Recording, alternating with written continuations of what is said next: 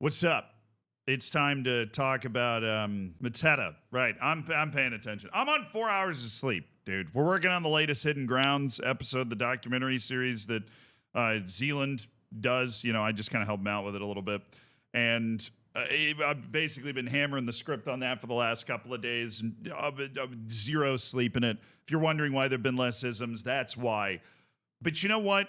Mama didn't raise no bitch. So we're recording on 4 hours of sleep anyways. Also, we're recording because I can't wait another second to talk about this tackle on Jean-Philippe Mateta. I saw it in the FA Cup on Saturday, and I was like, that's an ism. Like, it's like, yeah, we're going to have to talk about that. There's no, like, if you didn't see it, I'll show it to you. But fair warning, this is rated not safe for work on Reddit. It's basically the Millwall goalkeeper, who's this jabroni down here, Jean-Philippe Mateta, who is just a prime Barclays striker for Crystal Palace, right? He is the most Crystal Palace player of all time. Him and Wilfried Zaha just hanging out in Crystal Palace heaven, doing their thing. Right, and we got a nice South London derby. Ball comes through. You've got Mateta running towards it. And this goalkeeper comes out and just, like, kills Mateta. But almost actually, right? This is one of the most dangerous plays I have ever seen. When you watch it from the side, you see why. There's a battle for the ball going on. This is the sort of play that somebody like Manuel Neuer, who is using like a functional brain in this situation, would come out and head the ball away because he is going to be able to get to this ball first. He would try to like dive and head the ball as the players are getting out of the way. And I realized I didn't acknowledge the fact that you actually just saw that for the first time. But yeah, holy shit, dude. He just comes out cleat first right into the side of Mateta's head. This is insane. Insane. He got a red card for this, obviously. But you want to know the thing that's like the most horrifying? He got it on VAR review. Okay, Michael Oliver was the referee for this game, right? And I'm not somebody that tries to jump on and dump on refs all the time. I don't make a Michael Oliver hate corner every week, right? I make videos about really bad refereeing calls every once in a while, but I'm not somebody that really ascribes to these guys are terrible. They're the best. They're still just not as good as maybe they should be at times, right? But Michael Oliver was refereeing this game, and I have zero idea how you don't give this as a red card. And he gave a yellow for this. What did he have to do? Pull out a shotgun? That's illegal there, right? Like, I don't understand what more he has to do to get a red card in this situation. I mean, what's the argument here? That he hit the ball first? Yeah, if I hit the ball first and then sweep the leg Karate Kid style, I should probably still get a red card, right? Like, if you get to the ball first in the process of then committing genocide in order to get to the ball, then you probably should get a red card. Unbelievable. Like, referee malpractice that this was not given as a straight red. But let's, on the goalkeeper, on the topic of the goalkeeper. And this happened 8 minutes into the game. So this was not, I mean, there's a serious energy and an edginess to the game because it was a South London derby, right? And because Millwall, right? But this guy, he's not young.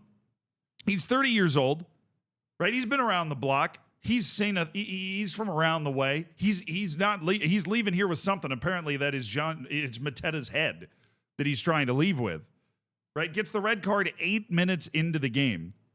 What is he doing? I mean, like, a general philosophical question here is, how does he make it to this point in the game where he's a 30-year-old who's from around the way, been around a while, starting for Millwall in this FA Cup? How do you make it this far with this in your back pocket? How is it possible that you do this? Right? Because I understand what's going through his head while he's trying to make this play. Right? You see it. He's running up from behind. He's like, oh, I got to sweeper keeper this. He's committed to it. And at a certain point, when you're a goalkeeper, you commit to it, you got to go. Right? Every goalkeeping coach ever will tell you, once you make that decision, don't unmake it. Right? Because the worst thing you can do is neither. Right? If you're going, go. If you're not going, don't go. right? Like the worst place to be is neither here nor there. You want to be here or there. And that's what he's trying to do. He's committed to come for this ball, which is objectively the wrong call here. Abysmal decision. This ball is like right next to these guys, and they are one, his defender is totally still in the battle for this ball, right? This is not like Mateta's alone here, right? His defender is right with him, stride for stride. Great chance to shoulder him off, and you see from the side that the defender's, he's got a good position here. The problem is the defender's recognizing before Mateta that the freaking goalkeeper is coming out like a kamikaze to try and get to this ball. And then there's a couple of other decisions that go into it. Not only is he committed to go for the ball, and sure, that's fine, but it's a whole other thing to raise your boot going into a crowded area. This is the part that is completely mind-blowing. How can you be a goalkeeper at this level and decide that the way to go into this crowd is studs up? I mean, studs like temple height here. If he hits Mateta right here, he kills him. Like, actually, that's the sort of thing where we're like airlifting him out to try and save his life. If he hits him as hard as he hits him with the studs right here, that's the kill switch. Okay, not to mention what's going on over here, eyes and shit that people seem to need, right? And fortunately for Mateta, he gets hit right here, right above the ear. But like studs up into this crowd is crazy.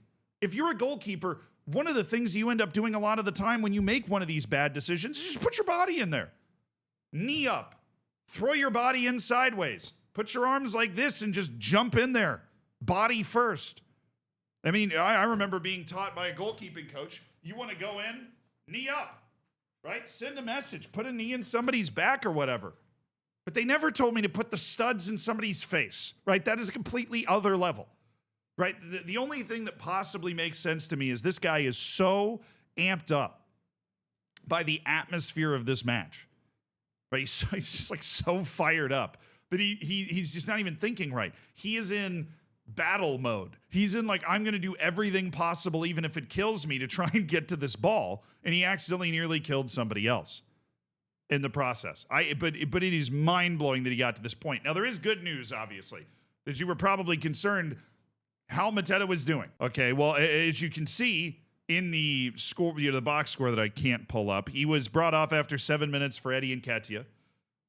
But the news really isn't that bad. He's obviously going to have a concussion. He got 25 stitches for a severe cut to the area kind of above his left ear, but all the scans were clear. What that means in a concussion sense, just speaking as somebody that has had one that required brain scans, no brain bleeding, no like troubling amounts of brain swelling. He has a concussion and he got a cut in his head, which, all things considered, watching this highlight, the best possible outcome was that.